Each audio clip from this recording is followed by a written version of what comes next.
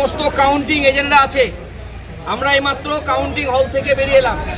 গোটা খড়গ্রাম বিধানসভা এলাকায় আমরা যখন নির্বাচন শুরু করি, সেই নির্বাচনের সময় আমরা বলেছিলাম খড়গ্রামে ছাত্র, যুব, মহিলা, শ্রমিক, কৃষক, ক্ষেতমজুর, এমনকি সিপিআইএম, কংগ্রেস, বিজেপি, তৃণমূল, এইদের মধ্যে যারা ভালো অংশের মানুষ আছে তাদের কাছে আমরা বলেছিলাম যে একটা বিরাট যুদ্ধ, এই যুদ্ধে সবাই আমাদের সঙ্গে থাকেন।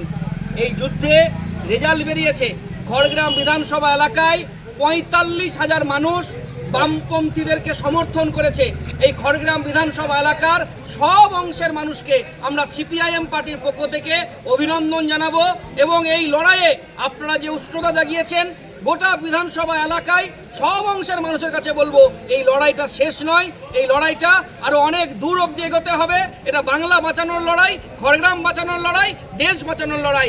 আসুন এই লড়াইটাকে আমরা আরো এগিয়ে নিয়ে যাই, কারণ একটা লড়াইয়ে এমএলএ সিটে হারা আর জিতা শেষ কথা বলে না, শেষ কথা বলবে মানুষ। আমরা মানুষের উপর ভরসা রাখি। এসি, ফ্রিজ, টিভি বা ওয়াশিং মেশিন কেনার কথা ভাবছেন? তাহলে আর দেরি কেন?